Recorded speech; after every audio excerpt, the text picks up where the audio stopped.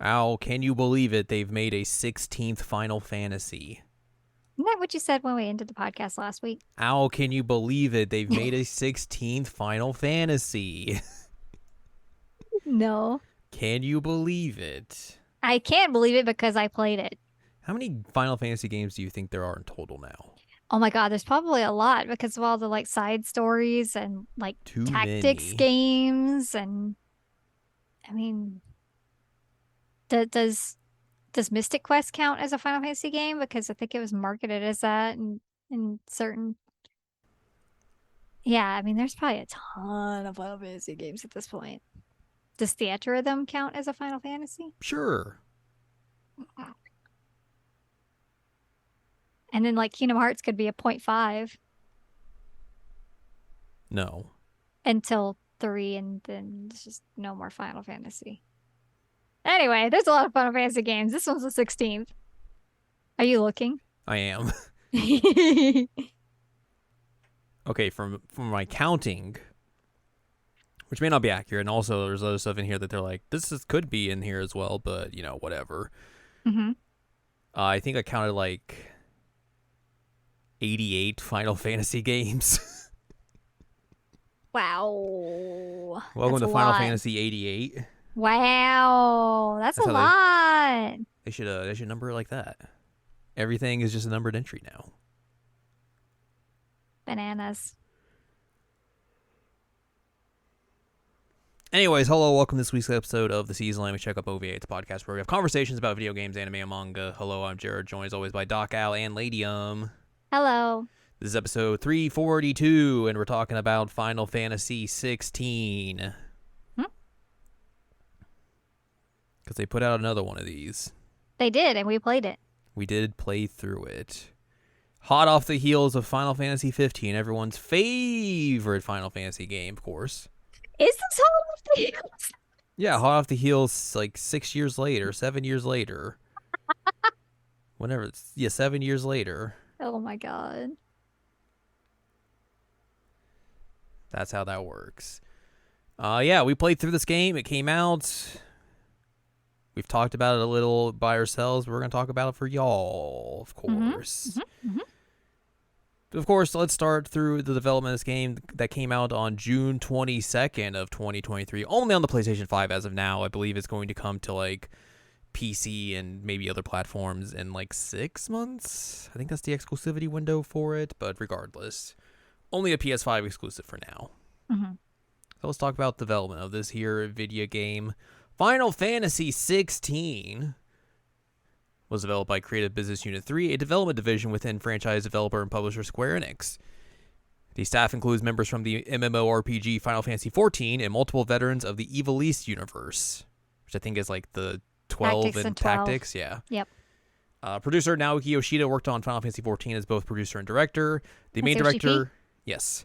The main director is Hiroshi Takai, known for his work on the Saga series and The Last Remnant. Oh God. Yeah. Whoa. Kazutoyo Maihiro acts as creative director and lead writer. Yusuke Hashimoto, a former design engineer for Level 5, was lead system programmer. Hiroshi Minagawa acts as art director, while the characters are designed by Kazuya Takahashi. Which The is why logo, there were fewer belts. yes. The logo portraying the icons Phoenix and Ifrit in battle and tying into the game's themes and story is designed by longtime illustrator Yoshitaka Amano. Fortnite's Yoshitaka Amano, of course. Oh my God. Concept work for the game began in 2015 after Square Enix CEO Yosuke Matsuda approached Yoshida to develop the next mainline Final Fantasy. Yoshida, who was finishing up production on the Final Fantasy XIV expansion Heaven's Ward, understood the choices Creative Business Unit 1 had begun work on Final Fantasy VII Remake, but he needed to balance his work between Final Fantasy XIV and Final Fantasy XVI. To lay the groundwork, Yoshida assembled a small planning team made up of himself, my hero, and lead game designer Misatoshi Gondai. Yoshida decided to become producer, as his duties as both producer and director for Final Fantasy XIV were too time-consuming to take on a second large-scale project. Takai, who had also worked with Yoshida on Final Fantasy XIV, was picked as main director for his experience on the series, his popularity among the development team, and his experience on visual effects. Full production on Final Fantasy XVI began in 2016 following patch 3.4 of Heaven's Ward, when Takai and My Hero had found replacement staff for the next expansion, Stormblood. The team received development support from Tai Yasui's Kingdom Hearts team team in Square Enix Creative Business Unit 1, and a team at Platinum Games led by Takahisa Tara. When creating both the world design and story, the team took criticism from Final Fantasy XV into account. Yeah. Specifically, its open world design and story delivery problems. Takai's main goal for the game was an action-based combat that was easy to use and a mature dark fantasy narrative that would tackle difficult themes. Yoshida wanted the game to cater to neither children or adults, but rather something that would reach players of all generations. He also wanted... So go ahead. That's interesting. Players of all generations, but it's the M-rated. Yep. Okay. Oh, sure. Anyway, continue. Kids play M-rated games. It's fine. I mean, you're right. I worked at a GameStop. I'm aware, but... Ooh. He also wanted to separate the game from commonly associated stereotypes such as an anime-inspired art style and a story focusing on teenagers. It was initially developed as a PlayStation 5 exclusive, with a PlayStation 4 version being considered but abandoned so as not to limit the team's ambitions. Due to the COVID-19 pandemic, the staff needed to move to remote working, and production ended up half a year behind schedule due to communication issues with both Square Enix's head office and outsourcing companies. By late 2020, basic work on development and game scenarios was complete, and work was continuing on large-scale resources like boss battles and development tools. By April of 2022, development was in its final stages, with the team finalizing side quests. It was fully playable from start to finish by June of that year, with development focusing both on polishing the game and voice recording for different languages. Initially planned as a 2-disc release, the team managed to fit the game onto 1 disc to lower production costs and issues with mastering. Not going to use that as a selling point for this one. Tetsuya Nomura heard that and was like, all right, let's up it to 2 discs. Let's go. Amazing. Let's talk about design. Okay. When choosing the game's combat system, Yoshida conducted surveys within the Final Fantasy community, finding a division between fans of action-based and more traditional turn-based combat. After considering the potential impact on sales and modern gaming trends, he opted for a real-time action-based battle system. Yoshida admitted that the approach alongside other gameplay decisions was polarizing series fans, but believed that trying to please every fan by incorporating every element possible would run the risk of creating a half-baked compromise of a game. During the game's early production, the growing team had a system of designing gameplay tests and completely scrapping those that did not work, with Square Enix's upper management getting frustrated with the team's slow pace, which is very funny. I mean, wow. Considering people who have worked on Final Fantasy in the past. Yeah, no kidding. The team decided against an open world as it would have extended development time beyond a practical limit. Clive was made the only controllable character, with other party members driven by AI to simplify the player's control needs, though commands were included to allow for limited combat. Control. Yeah, exactly. Wrong C word, of course. You did your best. I did. Outside the Kingdom Hearts team, Square Enix had little experience designing action combat. Yoshida sought out Ryota Suzuki, a Capcom veteran who had worked on the Devil May Cry series as battle designer. Smart move. Mm-hmm. The battle system was designed around the idea of turning the ability system of Final Fantasy V into a real-time combat system. The icon battles all had unique mechanics that were not used again in-game. One of the earliest completed icon battles was with Garuda, with its foundation remaining mostly unchanged throughout production. There were no loading screens related to these set-piece battles, with gameplay and dialogue mixed into the final sequences. During the first half of development, an icon-based job system was intended for Clive, but was dropped due to its restrictions on Clive's in-game appearance. Classic Final Fantasy jobs were used as design inspiration for enemies and some NPCs. Yoshida brought Mairo on board due to liking his writing style and world building. While he accepted, Mairo was also busy working on the Heavens Ward scenario, only starting full work in 2016. The initial narrative drew inspiration from the early seasons of Game of Thrones, with other inspirations, yes, including classic and contemporary anime being used to prevent there being too many similarities.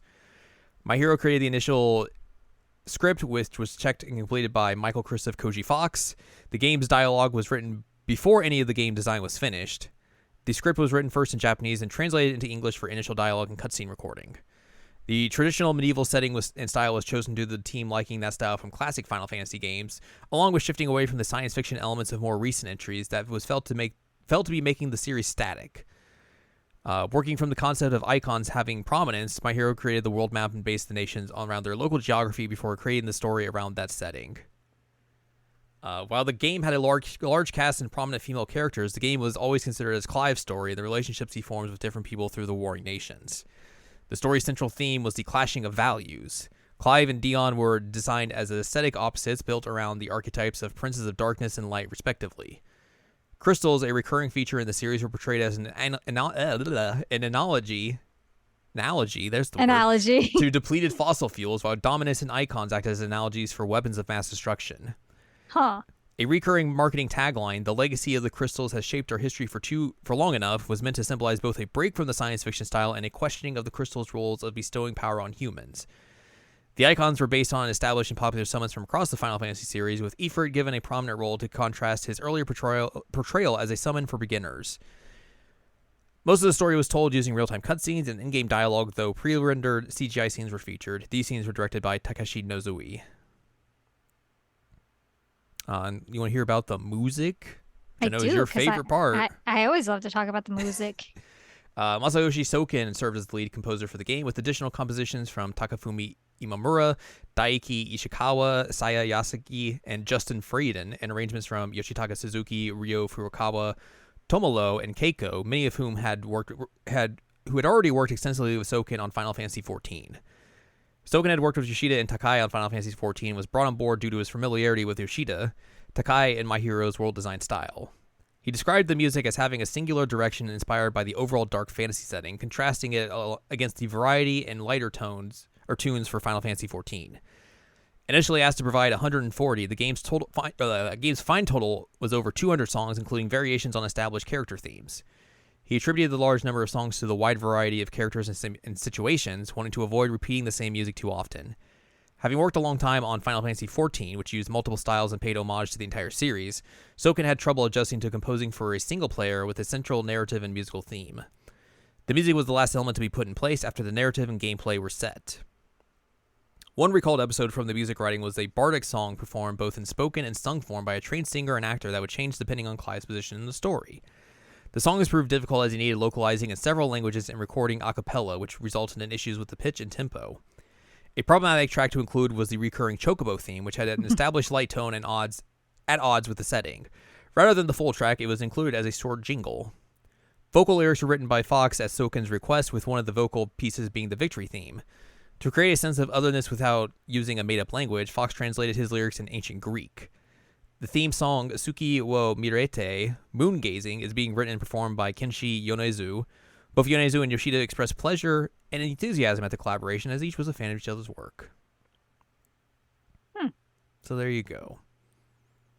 And then they announced this game in September of 2020. There was a second trailer that was supposed to be ready in March, but it got released in June because they held off on it due to the Russian invasion of Ukraine. Mm-hmm. Like a lot of things. Mm-hmm. And then they did some other stuff. Wait, there's no Japanese lip syncing? There is none. It's all English. Wow. I like this quote. Compared to other recent Final Fantasy titles, there was no plan for tertiary content, such as downloadable content and books, instead having the entire story told within the game. Got him. Oh, that's so funny.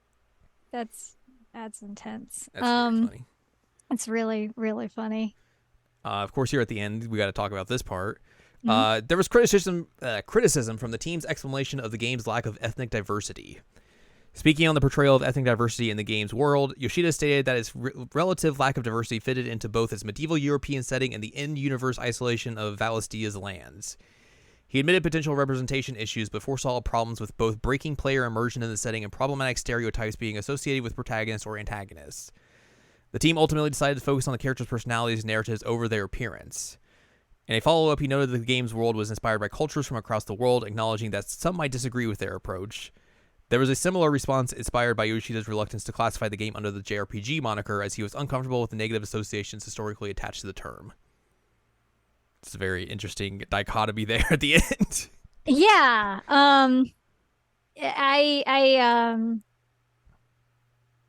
I mentioned this to you when I first started playing it, that since I have played it now, and there are many, many undertones and overtones of slavery in this game, it's like, yes, probably a good move on that. Yeah, like I could see that being very problematic very quickly. And 100%. there are brown people. Yes, there are brown people. So it's not entirely white European. Just mostly. But I could see that getting real dicey. Yeah, like the response at first, because obviously I think people may not have been aware of the full story of the game and whatnot at the time, Mm, wasn't great, and I think it still isn't great. But right. the idea of trying to create a story about that mainly revolves around wizard slavery Yeah. makes that a little bit more complicated than just like if it wasn't about that per se. Yeah. Um, Another thing with this is that it was banned in a few countries, I think, Mm-hmm. because of content that they refused to cut. Banned in Saudi Arabia Oh, it was only Saudi Arabia? because they didn't want to give them blood money, probably. No, it's because there was a gay kiss. Oh yes, of course, that too. I mean, that I guarantee that's what it was because they weren't going to alter game's content. Like, they weren't going to cut out the gay kiss. Yeah. I guarantee it. Oh yeah, 100%. Um, Also, I guess worth mentioning that this is the first M-rated like Final Fantasy. Well, that's not true. Mainline Final Fantasy Mainline game. Final Fantasy. I had to catch myself there because it's like I can't forget Jack Final Fantasy. Jack Final Fantasy walks so Clive could run. You're right. You're right. Good for him. Mm-hmm. This game has a 87 out of 100 on the Metacritic and 93% on OpenCritic. It's been kind of divisive in terms of what people think about this game, for sure, for a variety of reasons, not just like one particular one. Mm-hmm. It has sold over 3 million copies in its first week of release. It was the best-selling retail game in Japan that week, with 336,027 physical copies being sold. I'm sure it's probably sold even more copies since then. Most likely. Yes. So Final Fantasy 16.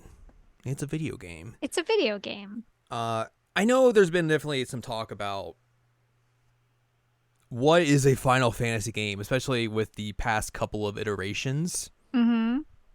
and that the series as a whole is kind of like lost what it actually is, or like doesn't know exactly what it is anymore. It's kind of lost its identity, I guess is the way to say it. Mm-hmm. Because obviously, before it was a traditional JRPG series up to like 12 and 13, essentially, you could say. Mm-hmm. And then obviously when you get to 15, it changes a whole lot. Now this is just pure action game. Right. So it's definitely been a series that has been changing over the past decade for sure. I don't know if that's necessarily a bad thing or a good thing. It depends on who you ask for sure. Yeah, I mean, I think it's just a thing. And Yeah. one thing that I keep thinking about when I like think about this game is that Final Fantasy never was one single thing, and it was like that by design. Yeah. Like there's a reason why they're not attached to each other until like 10-2. Like they're very different games. They wanted to do very different things, narrative, gameplay wise. Like Final Fantasy VIII is one of my favorites, and it is so completely bat different than all the rest of them. That I think it's unfair to say that there is one thing that is a Final Fantasy. Yeah, and like if you look at even just through like each individual game's gameplay, like they're all like for the most part they're mostly different from each other. Like they'll tweak some things here and there. They'll do some different ideas from game to game. Like I feel like the only ones that you would say are probably like real similar are maybe like the first 3 to 4. And that makes sense because of like limitations of the hardware. Yeah. But then like once they have some flexibility, you have stuff coming out like 5 and 6 that are so very different, and then 7 comes out and it's aesthetically different, and like the setting is entirely different. 8's its own thing. 8's its own thing, and then 9 goes back to some of the more traditional style, and then 10's its own thing. So like there's it's never been one particular thing. Yeah, it's definitely been a series that has changed and evolved over the past 30 plus years. Mm-hmm. Which I feel like if you're going to have this many games You in have a to. series, you kind of have to, or else it's going to get very stagnant. And like if you there are definitely people who are going to be put off by this game because it is not a JRPG, and that's fine. Like, Yeah. you are totally fine to have that opinion and everything.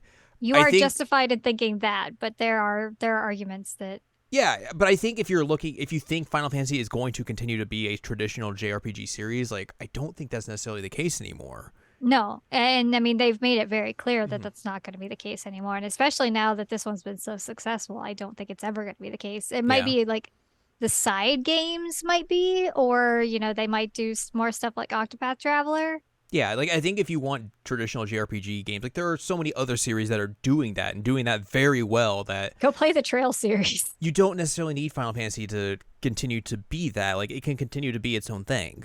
Right, right. Like I And said at the I think that's beginning of fine. this Yeah. argument, like I think it's unfair to be like, well, this isn't a Final Fantasy because like Final Yeah. Fantasy's always been different. I think the problem is that 15 was such a show Mm-hmm. in terms of like how it was presented, how everything was put together, that people are just like somewhat jaded of the series. Yeah, sure.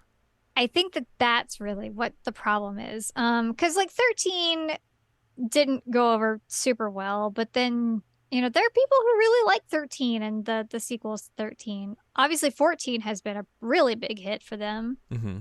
It was just that 15 was an absolute mess. And so like they were trying to figure out, well, how do we release a Final Fantasy game that gets some of the goodwill back with the name, Yeah. but also is still like innovative in a way and is the game that they want to make. Mm-hmm. Those are my thoughts. Yeah, like I said, I think it's just, you can definitely look at it and see, like, the series is in a weird spot and has Yes. been for the better half of a decade now. Mm-hmm.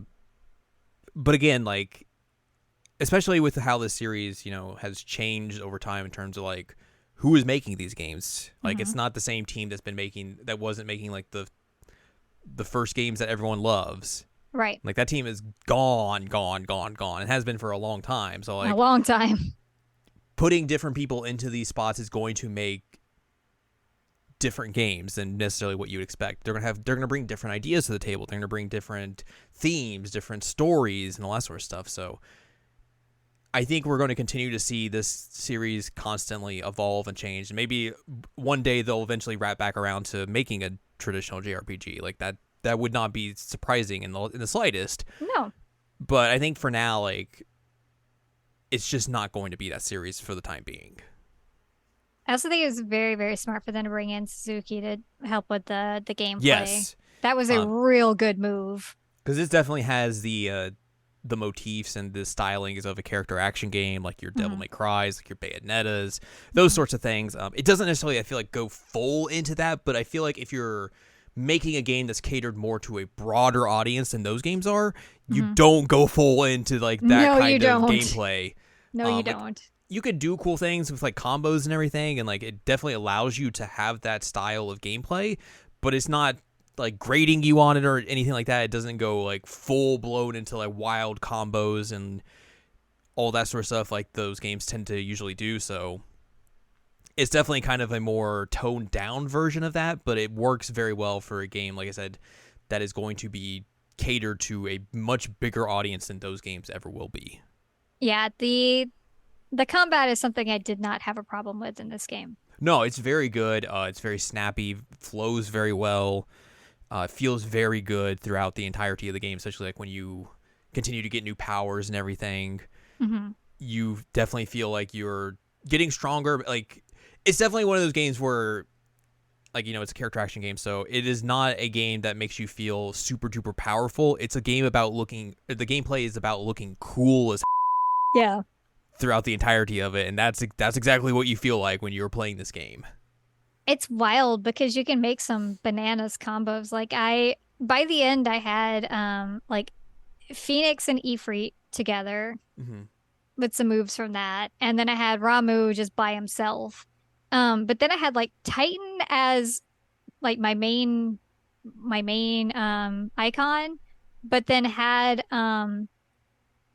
like a Shiva move mixed in there, and then I had a was it an Odin or Bahamut? I had another move that was, I think it was Bahamut that I had, and I'm just like, okay, well this is weird, but here we go, have fun.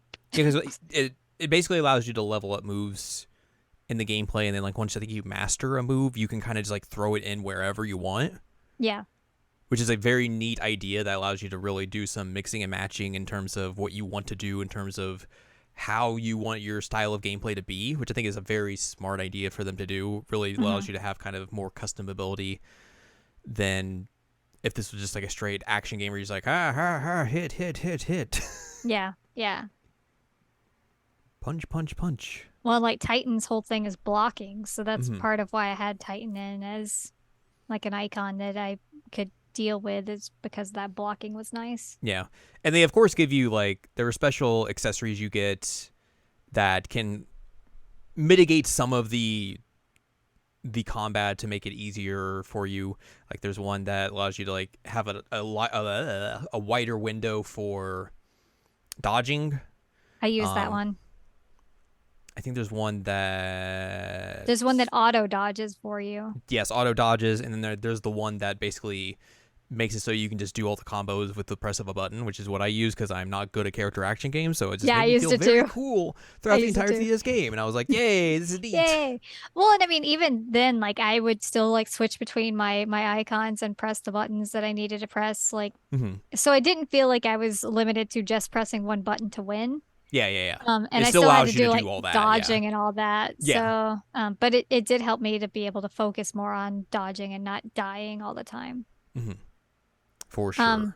And it also automated Torgal. Yes, which is very nice. It was very nice.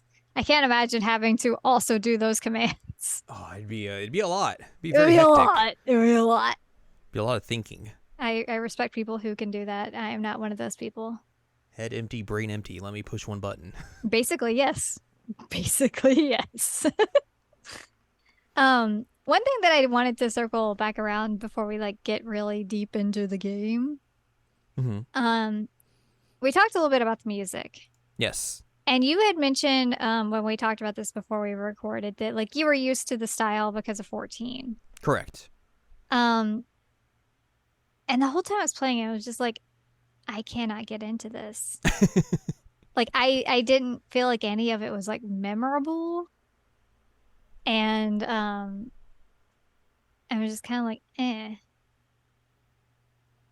But you were used to the style, so it didn't hit as meh for you.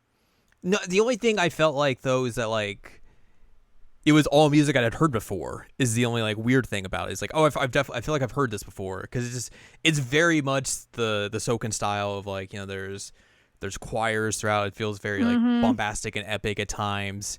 It's very much the style he uses in Final Fantasy 14 as well. So it's like all these songs. I'm just like, yeah, I feel like I've heard this before. Yeah, yep. Yeah.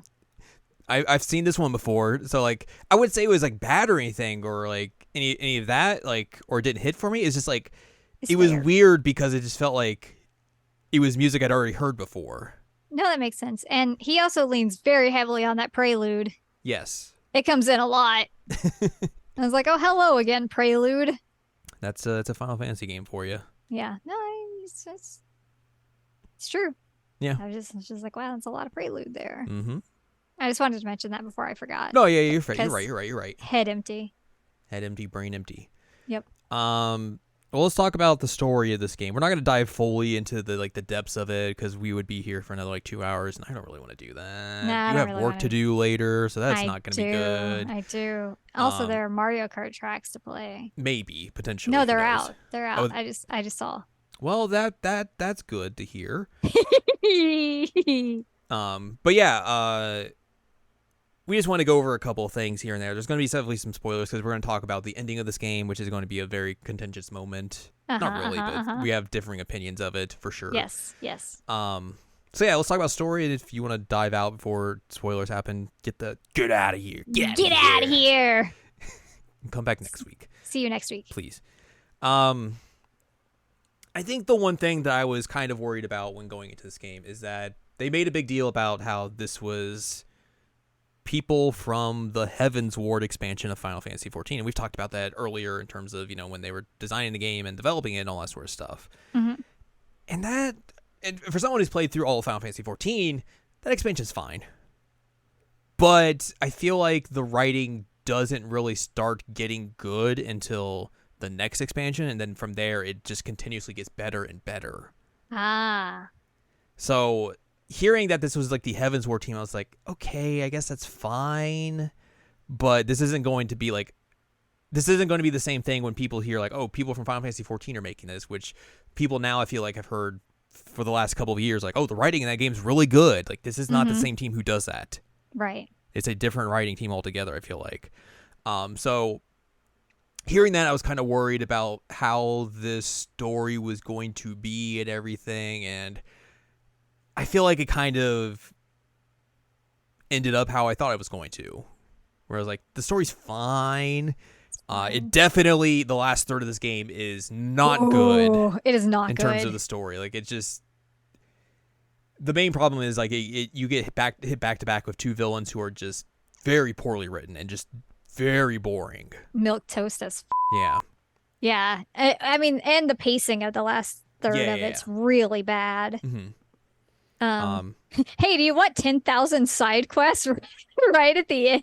Yeah, and also like you mentioned, the side quests in this game are not great. They almost feel very MMO side questy. They do. Of just like, go do this thing for us. Okay, cool. Like, there are some side quests I think that give you interesting story. Like, they'll give you interesting story for some of the side characters, but they feel very few and far between compared to just like, oh, go do this thing.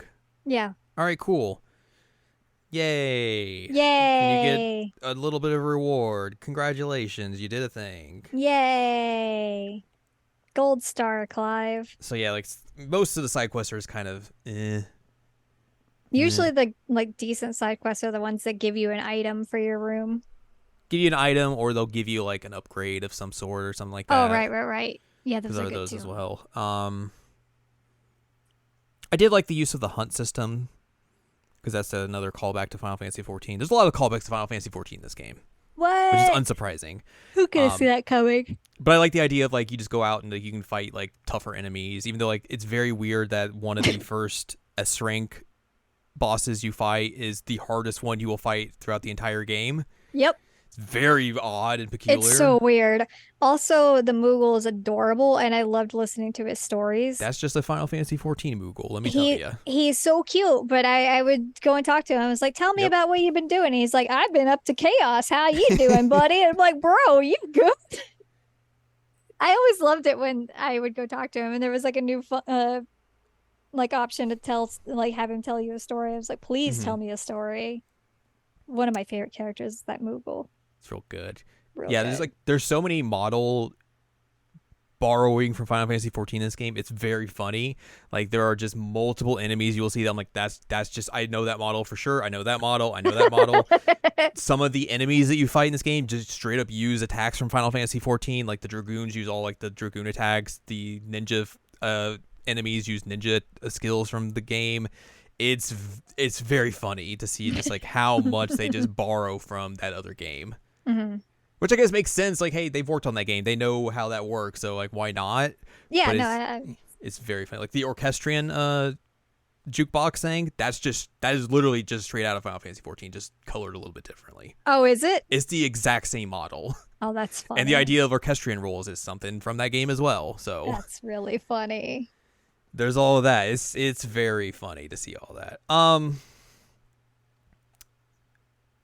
I liked a lot of the side characters in this game. I thought they had some of the better writing in this game. Like, Gav's great. Love that boy. Love Gav. Especially because you really think when you first meet him how, like, he's just going to be a nothing character. They're probably going to kill him off very quickly. And that's that. But he's just a bro. He sticks with you to the end. He's got those 3 rat tails. It's real good. Oh, my God. They're braided rat tails. Yep. And you just, like, riff off of each other constantly. Like, you're just hanging out with your bro and making jokes with your bro. And I'm like, I love this guy. I thought he was going to be a throwaway character, and he is not that at all. Love really him. Good. I like the blacksmith and the lady who sells you stuff. Those two are real fun characters. Those are fun. Sid, of course, is very good. He's one Very of the good. best main characters in the game, even though they kill him off fairly early on. I was very sad when that happened because I Hmm. did really like Sid. Even though they called him like Sidophilus, and I was like, what the is that Yeah. nerd name? Sidophilus. It's just like, all right. Um, yeah, a lot of the women characters in this game are not Oh, written. Like, I think they are interesting characters, but this game does not do a whole lot with them. Is the problem? no. I mean, like, I'm blanking on her name. Which one? The bird gal. Benedicta. Benedicta. Benedicta, like I thought she was gonna be a pretty cool character and like do some things, and then nope. She dies very early on, obviously. Very early. And then Jill gets like one moment where she's super cool, and then they just like backseat her for the rest of the game, Yeah, which is lame. not great. Um, the what is it? Hote, Yote? Yote. Yote. Joshua's attendant, like Hmm. barely know anything about her. She seems like she should be a cool character because she's in this like weird secret society that Yeah. is made just to protect the Phoenix. But this is like, I don't know. We'll show you a couple of scenes with her, and then she'll just be sad when Joshua's gone. Right, right. And then like their mom had a lot of potential to be like a really interesting character, but instead they're like, all right, here's this 2D villain, have fun. Yeah. It's like, oh, okay. Y'all don't know how to write women, I guess. I mean that is a common complaint in It is Final Fantasy in Final 14 as Fantasy. well. So In Final Fantasy generally, yeah, I mean, you like, could say that too. You're not wrong.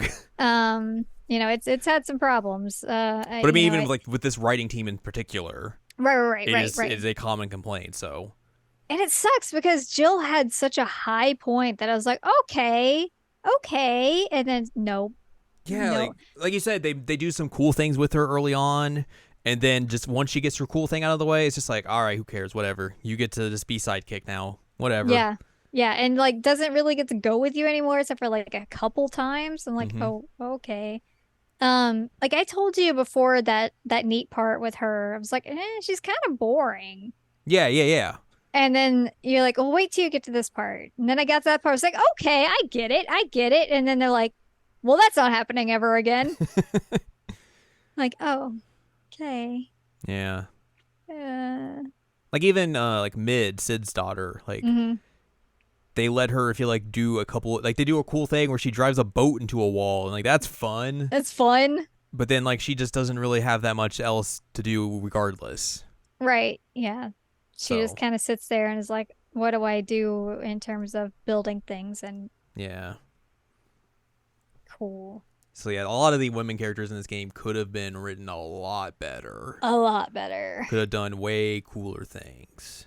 I did appreciate that in terms of like side characters, you did have a pretty prominent character who runs a brothel. Hmm. Um, I mean, she was extremely generic in terms of like her design and all that. But I was like, okay. Like that's actually pretty true to history that like madams from brothels were super powerful. Hmm. I was like, okay, I'm into that, but they didn't really do much with her either. There was the one character, Martha, Hmm. and I feel like her story was kind of very strange from the get-go because like her whole characterization is just like, well, I keep bears, but we do good things with them. It's fine. And it's just like,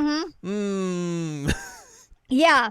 And hmm. she's like, well, I let them die in peace. And it's like, are I don't think you're doing this right. Well, I'm the good slave owner. Don't worry. That's what it felt like. It felt like Yeah. the whole like, well, our slaves are our family type like Southern narratives. And like, Mhm. oh God, Yeah. ooh, I don't like that. So that was not great. Um, whatever helps you sleep at night, Martha. Yeah. Poof. Yeah.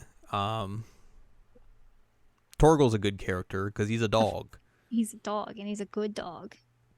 I'm so It's wild because everyone like going into this game was like, they better not kill the dog. Don't kill that Right. dog. Torgal only gets into like trouble one time, and it's when you're fighting against Benedicta. Yeah. And then after that, there's no trouble to this dog whatsoever. No. And there's a trophy for petting the dog, which is brilliant. It's very good. Um, the side quest with Torgal at the end made me cry, like straight up made me cry. And it's bad that I cried more about the side quest with a dog than I did for many other things in this game. Look, the dog's very good. The dog's very good. I'm still surprised the dog lived this long because, Yeah. maybe it has to do with the fact that it's a magic wolf dog, but It's a tough dog. it's a baby when you first get it, but it's Little tiny pupper. still like 18 years. That's a lot of time for a dog. Strong dog. Strong dog. Strong dog. Oh, and the chocobo also. Chocobo has an eye patch. That's pretty cool. That's pretty good. I was like, how are you still alive? But then I also realized, like, I don't know the lifespan of chocobos. Yeah, I guess that's fair. Yeah, like it's never really been addressed of how long do chocobos live? I mean, you don't get to make your own chocobo and name it Booger. That's kind of a bummer, but you do get a chocobo with an eye patch, which is pretty good. And we also found out that chocobos loaf. Yes. Which was good. I remember I sent you that message and you're like, this is the most Al thing I've ever seen because I just sent you a message that the chocobo loafed. I was like, the chocobos can loaf. Little loafing chocobo. All caps. But yeah, I'm kind of surprised by that. But yeah, Torval, I'm glad nothing bad happened to Torval. I love Torval. Yeah. Well, I guess we should talk about Clive. He is our main character after all. Yeah, he has big old chest. He's got that Makoto Naegi chest style. The man's built like a Dorito. Yeah, he's the main character. He has a lot of sad boy hours. He really has some sad boy throughout hours. this game. And you first play as him when he's 15. He's a little baby. Little baby guy. He's the shield. The shield for his brother Joshua, who is the dominant of the Phoenix. And seems sort of unwell. Yeah. Like they don't ever explicitly say it, but it seems like he's kind of like in poor health. But apparently he's fine when he comes back 15 years later. Yeah, by the way, Joshua doesn't die. Shocker, I know. Yeah, surprisingly, the Phoenix. Rose from the he took a Phoenix down. Basically, yeah. I mean, that's what the Phoenix does as a night or as a summon in most of the games is it revives you. It is funny how like they build that up throughout the first like couple hours of the game, and then like immediately are just like, oh yeah, by the way, he's not dead. Yeah, he's not dead. Super not dead. Don't worry. But yeah, so Clive is sad boy hours because he thinks his brother's dead and he's been put into slavery, and also like he needs to find the person who killed his brother. Yeah, and he also just gets sad boy hours throughout the rest of the game at times, even though like there's also times where he gets over his sad boy stuff. He deals with everything he's got to deal with, and then if something else comes, his sad boy hours, and then he'll figure that out. Then the other thing comes up, sad boy hours. Sad boy hours. So, at one point, you get naked sad boy hours. You do get naked sad boy hours. You see this man's butt a couple of times. You do see. My God, when he was first in that jail cell and he was naked, and I was like, "What? Why are you naked?" Yeah, why are you naked? But then I was questioning Sid. I'm like, "Why did you make him naked?" Sid, why did you make this boy naked? You didn't have to make him naked. Sid, what is wrong with you? He wanted to see that chest. I mean, I don't blame him. Oh boy. But also like you don't have to imprison him for that. Yeah. But it was a little strange that he was naked. I'm like, this feels a little shoehorned in. But also I was like, well, I guess I get to see this man's a few times. That's I can't complain about that either. Yeah. I thought Clive there's times where Clive is very good. Like he does good.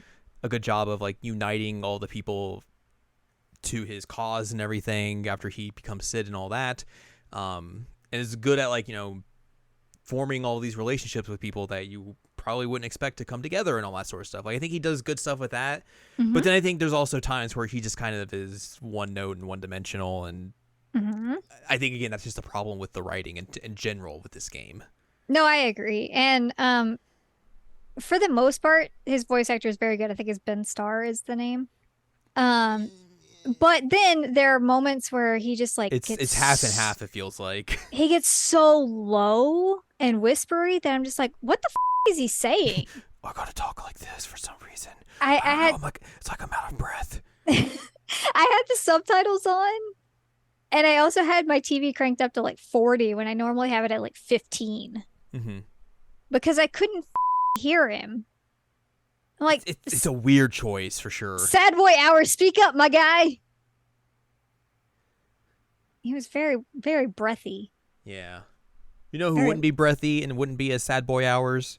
Who? Jack Final Fantasy. You're right.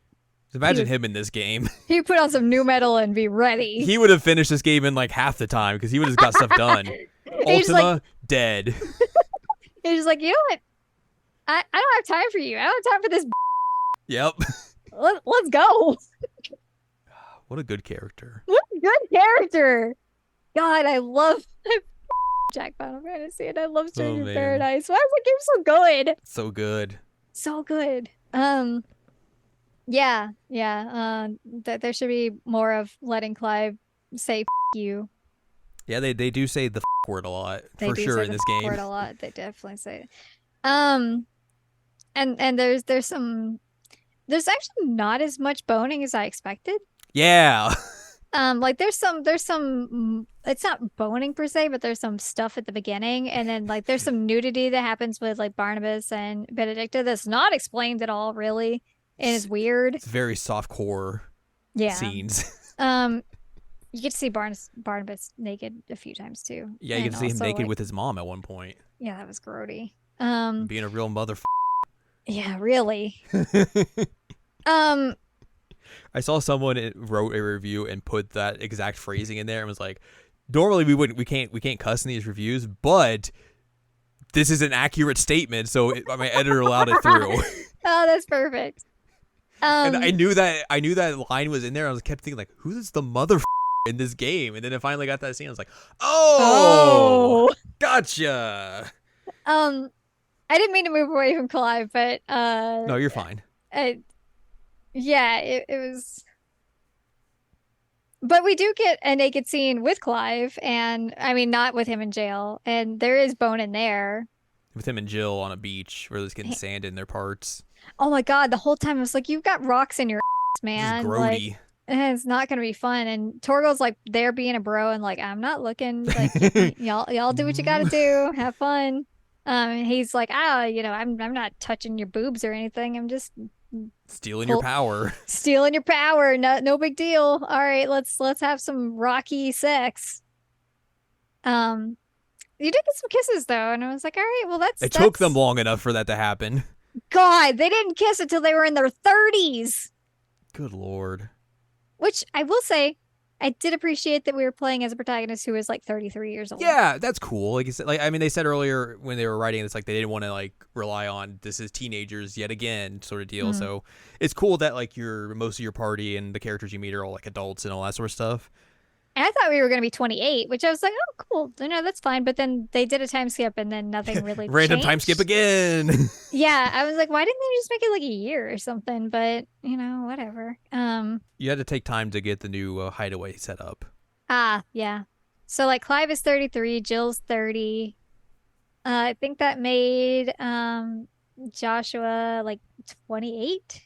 Something like that. I'm glad that the age gap between Clive and Jill is better than I initially thought, because when we played through the demo, which is obviously like the first couple of hours, and it's like essentially like sets up the rest of the game, it's when they're all kids and everything, like I could not tell the age difference between him and Jill. I couldn't either. And I was just like, I don't know about like she looks way more she looks closer to Joshua than she does him. That's what I was gonna say. Like she looks way closer to Joshua's age than Clive in that time period. So I was just like, Yeah, it was a little sus. It was a little sus. Because there's a 5-year difference between Joshua and Clive. Mm-hmm. So yeah, 28. I can math. So there's 2 years between him and or between Jill and Joshua, which is better than it could. It's not as bad as it could have been. But yeah, at the beginning I was like, is she gonna be the love I don't know interest? about this. Because she looks like a child. Yeah. I mean, not that a 15-year-old's not a child, but like there's quite a bit of difference in She doesn't look like a 12-year-old. Right. Yeah. Ugh. But regardless. But yeah, we were playing as sad boy hours as 33, which like, yeah.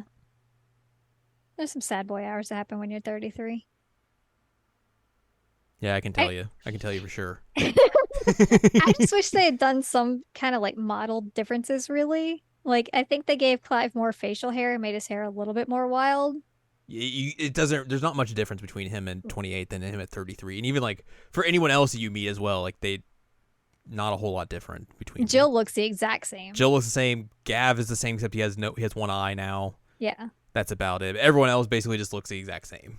Yeah, I was like, oh, that's kind of a bummer. Like, if you're gonna give me a 5-year time skip, like, do some fun things with it. Yeah. Yeah. He's just been wearing his dad's outfit for 5 years now. He has. Making no changes whatsoever. Nope. Just doing his thing. Let's talk about villains. Hugo! Hugo's okay, to be fair, Hugo is kind of one-dimensional. He is. But he's fun. He's fun. He is powered by spite and anger, and that's all he needs. Yeah. His woman got taken from him, and he's like, I'm going to get my revenge. And he does it through some very wild things. He does. I mean, like you said, Hugo is very one-dimensional, but that one dimension was at least entertaining. Yeah. I mean, who else is going to get their hands cut off and still bash the ground with his nubs? I mean, that... Right? That's so weird. But it's also very in character for Hugo to do that. Yeah, 100%. He's just bashing the nubs in the ground like, wah. And then just loses his mind and sees Benedicta naked with Clive at one point. And Clive bites her? Yeah, he's a vampire now, of course. Yeah. It was something. I think this also can lead into like the icon fights, which I think are probably some of the best parts of this game because they are just ridiculous, super over the top, bombastic, ridiculous. They are just big kaiju fights, and they are very cool to look at. Very, just ridiculously fun and just super duper over the top. Easily the best part of this game, honestly. Yeah. Like the fight you have with Hugo the second time with the Titan fight is just. It rules. It is wild. It rules. And I like that like one of the things that you end up doing in that fight are removing his hands again. Yep. It's like sorry, you don't need these anymore. Whoop. Whoop, whoop. Benedicta Gerda was fine. Yeah, it's a good tutorial fight. Yeah. We didn't get to fight Ramu because Ramu was just gifted to us. These fights definitely give you the idea of like, yeah, people who worked from Platinum Games and the dude who was a combat designer for Devil May Cry definitely worked on this game because that's those kinds of fights essentially. Yep. Just these huge, wild set pieces with like giant enemies and everything. It is very much in the style of those games and those companies essentially. I also like that Clive as Ifrit's like, oh, you can do that? I can do that too. Let me learn this from you. All right, like cool. That's several of his moves are just like in the middle of these fights. It's like, oh, I can do that. Oh, sweet, I can do this too. It's like okay, cool, I guess. And then like you get the later ones where like you combine with Joshua, which was really cool. Do the fusion dance. Yeah, basically. We haven't talked about Joshua either. I forgot about that. He's there. He's there. He's kind of just there, and he coughs up blood a lot. That's his whole thing. A lot. That's essentially Joshua. Yeah, basically. He's fine. He's there. But again, I think it's one of those things where like you just don't get a whole lot of time with him to really see like who he is, other than he's Clive's brother, and he's trying to keep Clive safe, and he coughs up blood a lot because he has ultimate inside him. Yeah, and I mean, Dion kind of suffered the same fate of like, I wish we had gotten more time to know who he was. I think they tried by the end to really give him stuff. Like they did better with him than they did Joshua, in my opinion. He at least has an arc. Yes, that's true. Of, being manipulated and going ham on his city and killing his dad and being like, well, I gotta figure this out and come to terms with all this. Whoops. Whoops of magoops. Yeah, he was at least he had some interesting moments, but Yeah. I wish we had gotten more time with him. But yeah, Josh was there. They do leave that one plot line with him, with Dion, and like the medicine girl who just randomly shows up all the time and is kind of important, and then his boyfriend who he just sends off to be like, hey, make sure she's taken care of, and then they just never bring that up again, and or what happens to either of them. Nope. Which is just like, all right, I guess. Terrence, is that his name? That sounds right. Yeah, so like you don't get there's no black people in this game, but hey, we got a one gay character. 2 gay characters. Okay, so you're right, 2 gay characters, but then we bury the gay. We bury the gay. Yep. Which I thought they were going to do earlier when, you fight Bahamut and all that sort of stuff. Same, and then they're like, oh, he's alive. But then he just dies at the end anyway, so.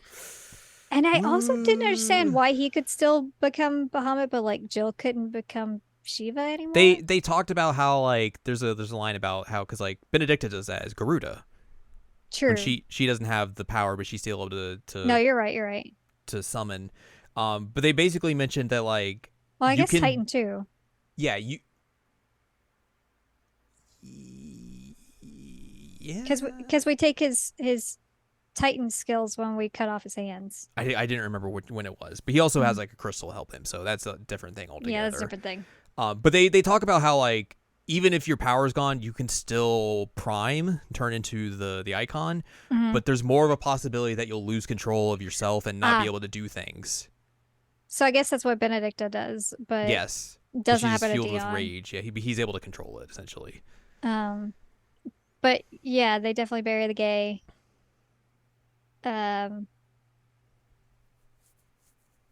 It was wild though when he got that kiss, because they were just like talking like, hey, don't injure yourself in the battles, that's not cool, and like let's talk about some war stuff and what's happened with the politics, and then they just start making out. I'm like, hello. I thought there might have been something up with him too, because the way the other guy like looked at him, and I was just like, there's something up here. Like he's giving him some looks. I appreciated that, like it was just a thing. It was like a part of his character, but they didn't make it out into like a thing. Yeah. Like that's how it should be. Mm-hmm. I just wish that we got more with him, and I also wish we learned something about his boyfriend and what happened with the medicine girl. Does he just raise this girl by himself now? What happens? Who knows? He's just like, hello, small child. I am now your dad. I guess, yeah. Yeah, we've also been kind of skirting around the elephant in the room, and that is Ultima, who is just so boring. I'll say, because Ultima, Final Fantasy stalwart type of character, but in this, he's a god who basically created this land and created the people of it, and originally was at a different place, but then he comes here because the blight was coming, which the blight is just like the land's dying, all that sort of stuff. Right. Creates all the people here, and then they get their own will, so he's just like, well, I'm just gonna go hibernate and figure this out later.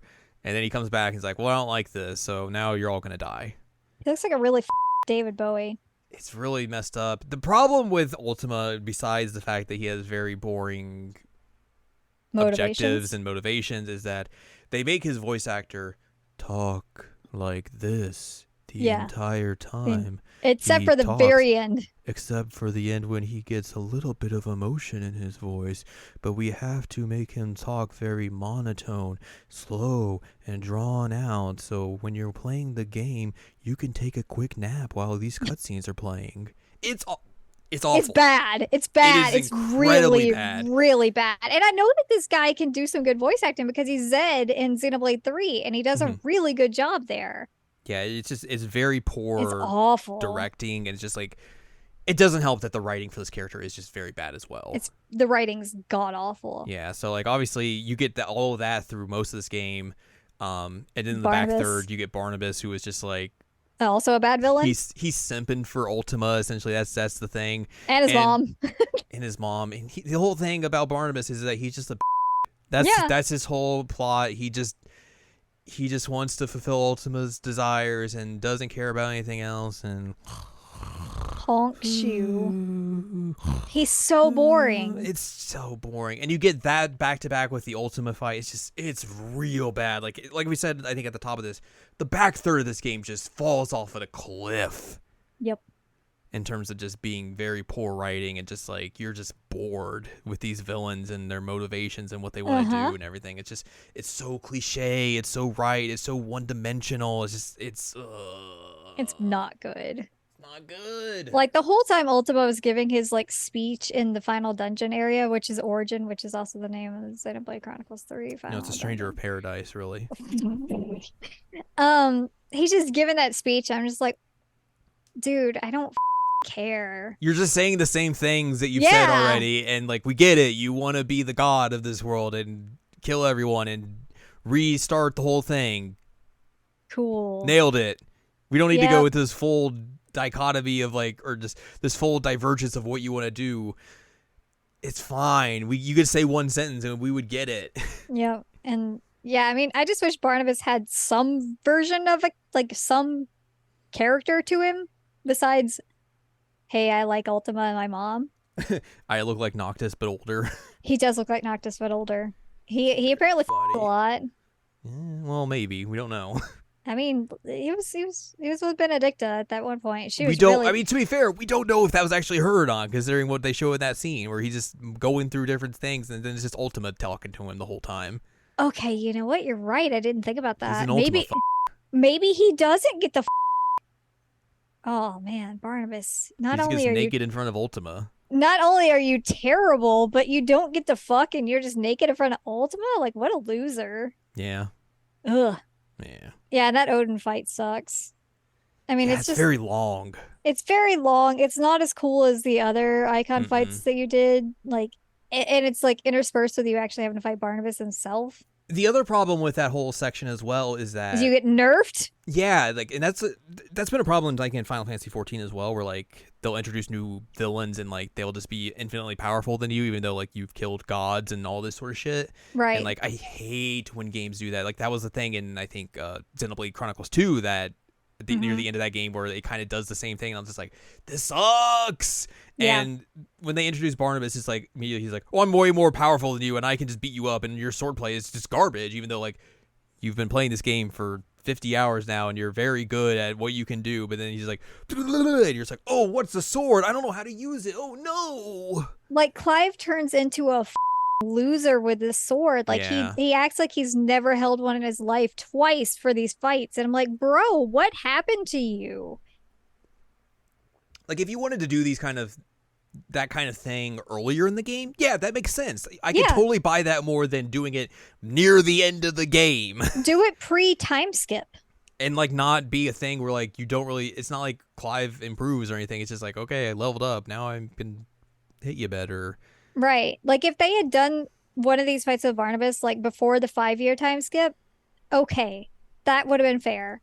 Yeah, sure. But no, they do 2 back-to-back very near the end of the game, and Clive's just like, I can't fight him. And then all of a sudden, oh, never mind, I can fight him. It's fine. It's real dumb. It's because I had sex. That's how that works, actually. I'm pretty sure, yeah. That's what the Lonely Island song's about. Yeah, it is. It's just, I don't know. It's bad. It's a bad part all around. And then once you finish that up, you get the Ultima fight, and that's the end of the game after you do 30,000 side quests, and then that part's not good either. No, that side quest and the Ultima fight are not good. No, it's just here's all your folks are gonna die, and then well, not all your folks. It's just you, Joshua, and Dion are going to die because you're gonna sacrifice yourself to save the world. And you'll beat Ultima up, and he'll have some emotion in his voice when you're beating him up a lot, and he'll be like, I don't understand what's happening. And then you beat him up, and then everything's fine. Except for those 3. Everything's not fine for them. Yeah, Dion, like, takes a big hit as Bahamut and, like, falls while he's bleeding from the head. Joshua gets a hole in his chest. Yeah, Ultima's like, oh, I'm taking that back from you. Bleh. And so, yeah, there's a big hole in his chest. And he talks for, like, 20 goddamn minutes while he's bleeding from the chest. I'm like, bro, come on. And then he gives you Phoenix. Yeah, and then Clive dies on a beach. Which brings us to So let's talk about this ending. I know you are not happy with this ending. I'm not going to sit here and tell you, like I've said before, that this is a good ending. It is very cliched. Yeah. It is something they've done in the series before. It's something a lot of series have done before. So like, it's not super surprising or anything. But I think it's at the best, it's okay. It's whatever. Like, I don't really have super high opinions one way or the other. I will say though, like, I saw the Clive sacrifice coming from like a mile away, just because like it just felt like that was going to be the thing that they were going to do, and like the way they built up the whole fight going into Origins, that it's like essentially it's just a suicide mission sort of deal. So I wasn't super surprised that they killed off Clive and Joshua and Dion as well. I will say though, if we don't get some good character music videos for Clive set to the great song by Creed, "My Sacrifice," then I don't know what we're doing with our lives. Oh my god. I want to see some cool moments of Clyde, and then you just hear in the background Scott Stapp yelling, "My sacrifice." It just goes on and on like that. If people don't make it, then that's our mission. Oh boy. So we've skirted around it a little bit. I hate this ending. You do. You are not.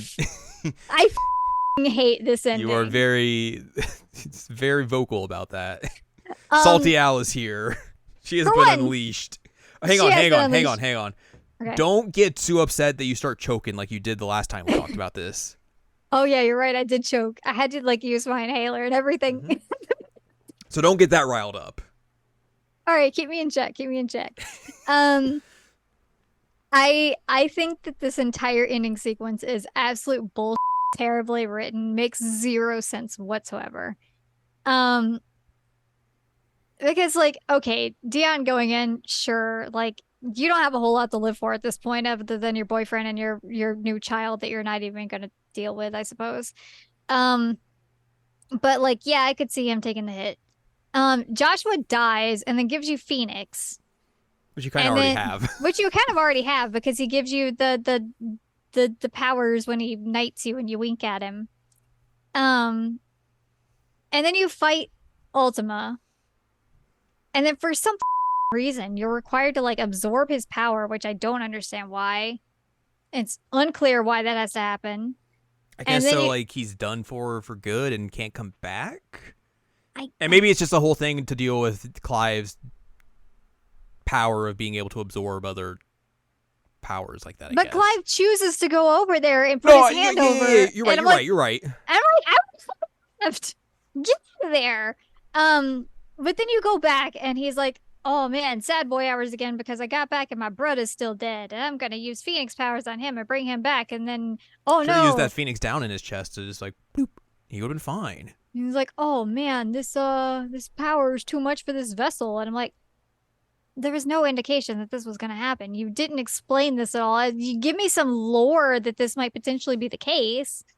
The powers of the god are too much for a human. He's going to go kaboom. Yeah, because like it's never happened in an RPG before that like you kill a god and everything's fine. That stuff counts. It's fine. Looking at you, Xenoblade Chronicles 1. Looking at you, Shin Megami Tensei. Yeah, like it's the build up to this fight is literally everybody saying like the reason why you're different is because you have these connections, and the reason why you can withstand all this nonsense with Ultima, which like I don't know how anybody deals with these spells, is because you have these firm relationships. The power of friendship compels you. Basically. And then you had this whole conversation with Jill of like, you better come back. Like, you're going to come back. And he's like, yeah, I'm definitely going to come back. Yeah. And then he's like, never mind. Not going to come back because I have to absorb this power. And also I'm going to revive Joshua because Joshua needs to live for a second time. Even though, like, I don't know, somehow Phoenix just doesn't ever give up on Joshua. And, like, I get that he wanted his brother to live because that was, like, his whole motivating thing, basically the entire game. Yeah. But I felt like it would have been a lot more powerful if Joshua had just been dead and he had to deal with that. Because Joshua should have died at age 10. He should have died a lot of times. He should have died a lot of times, but he should have died at age 10. And so it felt like a nice like bookend on his story of like, he was able to do what he shut the up. To his story, and that like he this is something Clive's gonna deal with. But no, Clive's dead. Joshua's alive. Sure. Now hang on a second here. I'm gonna say from Wikipedia here. Okay. It says his fate is left ambiguous. That's a lie. And then they have Clive die by himself on a beach. Yeah, that's the same beach that you see Mickey Mouse and the other dude from Kingdom Hearts. And he's just their black coats. Looking up at the moon because him and Jill had a conversation with about the moon and looking at the moon, and then Jill sees that the red light goes out, which I don't even know what the red light was, and then she starts crying because she realizes that Clive died, and then like, "Ooh, oh, Gav's happy because a kid was born, and he's apparently adopted this child, but he cries because he realizes what happened." And then Jill and Torgal go out and like watch the sunrise, and like she stops crying because I guess everything's fine now. Sun's up, it's fine. Yeah. And then you get the end where it's like, which I guess you should say as well, like the reason Clive dies on that beach is because the bearer's curse is turning him into stone. Yes. And that's why he's dying, essentially. It's not just because like, oh, he took the power and now he's gonna go bleh. Right. And so we see his hand turning into stone. Mm-hmm. And I mean, like the sunrise is supposed to, I think, symbolize the fact that, he was able to dispel all of the stuff that was turning people into Akashic. Because everyone's like, oh no, I hate this weather. It's scary, and everybody turned into demons. So I think that's what that was about. But then you have the very, very ending scene where you have these two small boys and they're running around playing, and their mom's like, hi, hello, set a fire. And he has to like use flint and a rock and try and like make the fire happen. And like a caveman. And he's like, I wish I had the power of Ifrit. And she's like, haha, those are dumb stories. Those never happened. There's a dog in this part too, which is great. But then, like, they talk more about the story, and then it zooms into a book that's Final Fantasy written by Joshua. Which reminds me, there was a good line in the ending where Clive does make a reference to Final Fantasy. He basically says, like, something about, like, this is your fantasy, and it's the final one. I was like, okay, well, somebody knew what they were doing there. But yeah, did it again. The book is Final Fantasy by Joshua. Yep. I have seen. It's the Final Fantasy. This is it. They're never making another one. No, that's the Final Countdown. Same thing. I've seen some theories that Clive didn't die. Yeah, his fate is left ambiguous, of course, thanks to source Wikipedia, that your number one source for all things knowledge. I thought you said Joshua's fate was... No, Clive. What? Clive's fate is apparently left ambiguous. How? I guess because you don't see him die. Yeah, I mean, I guess we didn't see him turn into the dust. But, I mean, I don't know how you're coming back from that. And there's no indication that he lived, unless what they're implying, which this is what some of the... I've read theories about this because I hated this ending. That, like, the sunrise is because there's a conversation with Jill where she was saying, like, you'll always come for me like the sunrise, blah, blah, blah, blah, blah. And, like, the sunrise is supposed to indicate that, like, he didn't actually die, and that the red light going out is the magic dying. And that, like, Joshua actually is dead, and that the book was written by Clive using Joshua's name. I was like, why would he use Joshua's name? Why would he do that? That's stupid. It's my new pen name. Like, what? But I have seen, and I mean, there are many, many people that are convinced that Clive is alive. I'm like, if he is, then that takes part of my concern about this ending away. But also, the writing up to this point was a show, and the ending didn't help it at all.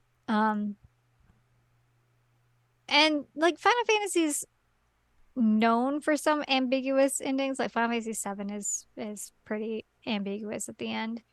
Um, but then you Final also have Fantasy VIII stuff. is real ambiguous when Squall dies at the end of disc 1. No, no, no, no. And see, that's the thing, is that like think about Final Fantasy VIII and Final Fantasy IX.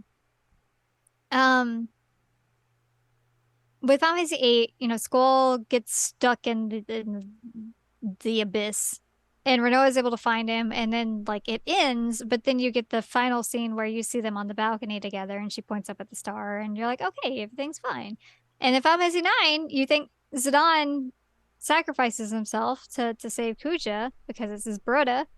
But then he comes back at the end and he's like, "Hi, hello, I love you." And Yeah, but she, those are light fantasy games. This is dark fantasy. Not everyone gets a happy ending in dark fantasy. I mean, several people died. Gotta have several Ah. more. Um, we had self-sacrificial thing with Final Fantasy 15.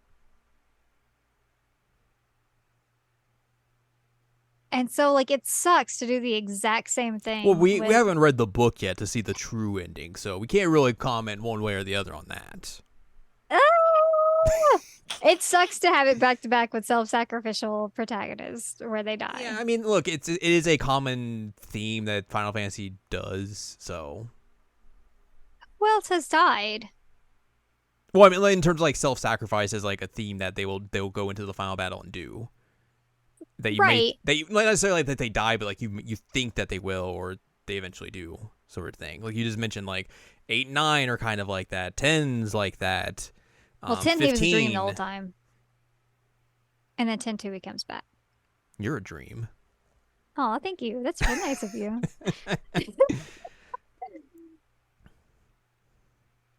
So I mean, it's like it's not like necessarily like you're saying like it's not a. This isn't a new thing that they are doing for the series. Like this is a very kind of they've done this quite a bit recently. Let's say. Yeah, yeah. And I think that part of why I'm so mad at this game is that they made me suffer through the back half of this game and then they gave me this nonsensical All right, that's ending. fair. Yeah. Like, no, you gotta give me something to make me happy here, my guys. I think. Do you think if the back third of this game was better, would it have made this ending better or worse for you, or would you still be kind of like, ugh? I feel like if they had put some better scaffolding around it, it may have been okay. Mm-hmm. May have been. Yeah. I still think that the way that they did it was really lame, and Ultima is just trash. Mm-hmm. But and I mean, I don't need my like handheld the whole time to figure out. Like that's that's not how I am when it comes to story. Like I can tell you the parts of Final Fantasy VIII where you could talk to people and they'll tell you about like how GFs are messing with your memory and That face with no GF. that's all propaganda and you shouldn't pay attention to it. Like I can tell you when that happens in Final Fantasy VIII because I pay attention to these things. It's like when the big twists happen at the end, I'm like, oh, okay, that's fine. I didn't get that with this game. And if it was in one of those side quests, then I must have missed it. But um I mean, that's like not a they good place to put that. it's not a good place to put that. And there is also a ton of lore in this game. They have the whole like The historian lore book, lore yeah. thing. Yeah. And so like I tried to read through all that, but even then, like if you put that in the lore book, you're missing something. This is a company in a series that should have learned from Final Fantasy VII's Zack Fair nonsense. Yes, I agree. I very much agree because I still think it's absolute that Zack Fair, the entire explanation of who he is and what happened is missable in Final Fantasy VII. That makes no sense. And so now we're gonna have like, oh hey, if there's some lore in this game that I somehow missed that like explain how this is all gonna happen, then like cool. Just give me some better scaffolding. And also don't make your back third of this game absolute garbage. Don't follow that scaffolding. No, I mean like the back half You know, there was the Torgal side quest. It was beautiful. Um, there was a good scene with Gav and his story wrap up where they're talking about drinking and puking on boots. That was fun. Got to have naked rock sex. Yep. And most of the characters just exist. Josh Yep. was just there, even though he's supposedly one of the most important characters in this game. Yep. Dion's just chilling in the hideaway, and like you get talk to him, but he doesn't do anything. Like, cool. I don't know, just give me something. Sorry, we can't do that. I don't know, maybe dark fantasy is just not for me. Yeah, I mean, that's fair. Um, it's like Game of Thrones. I watched all that, and I don't like Game of Thrones either. Yeah. Uh, I just when we played the demo and it had that intro set piece and like all of that going on, I was like, this is amazing. Like they're Yeah, doing some really cool stuff here. the first half of that game's pretty good, it seems, and then just Yeah, stuff kind of falls off. yeah.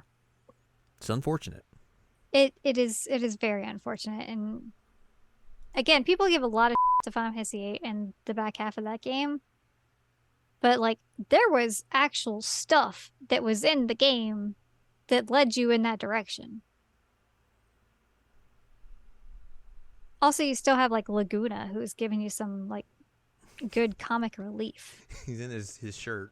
He's in his dad shirt. Ugh. But I don't know. It's just I I hated it, and I don't know if they're planning on DLC. I know that the wiki we were reading said that it was not planned. Yeah, they haven't said Um, one way or the other but I about don't even DLC at this know point. like where would you even go from here with DLC? Like, do you do like Joshua's story? Do you do Dion's story? Like, do you actually clarify what happened with Clive if he is or is not dead? Which he's I don't know. Maybe Clive comes back and he's just missing an arm. He He comes back in Kingdom Hearts 4, of course. he cuts off his stone arm and is like, all right, now I'm one arm Clive. He helps Sora. Oh my God. Gorsh. Gorsh. Hated this ending. Oh yeah, I guess we should also mention Dion Kazeta Flare. Oh yeah, he did. He's now up there with Donald Duck as the most powerful mages in all of Final Fantasy. You're right. So there's I got that. so mad. It was like you Zella flared me. It's real rude. That's rude. You Donald Duck? You little stinker. Yeah, little butthead. But yeah, Zeta Flare. That's what only the second instance of Zeta Flare we've had. I think so. It's kind of wild. Yeah. But he does Zeta Flare us. Little butt. I think that's Final Fantasy 16. Was I as mad as you expected? You were a little bit more subdued, I think. You didn't nearly choke to death, so that's good. Proud of Didn't you. need my inhaler this time. Proud of you didn't need to do that. Maybe I got it all out the first time we talked about it. And Yeah. Made this a little bit easier on me. Hopefully that's the case. Woo, buddy. But yeah, Final I've Fantasy also 16. been playing Trails, and so I've, had a little bit more happiness.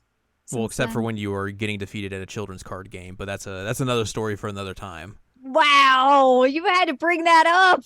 I mean, How rude. He's the only one I couldn't defeat. and then I come in and just defeat him first try.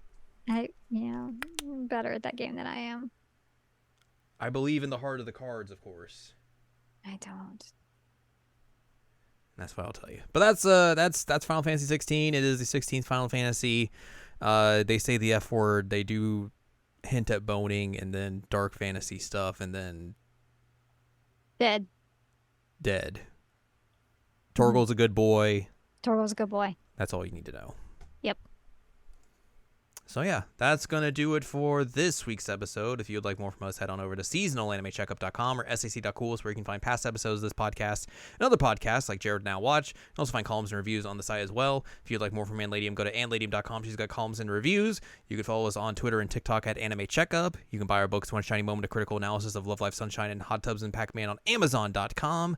And you can support us on Patreon, patreon.com/SACOVA. Buy us a slice of pizza, get access to unedited versions of the podcast early, and a wealth of bonus content as well.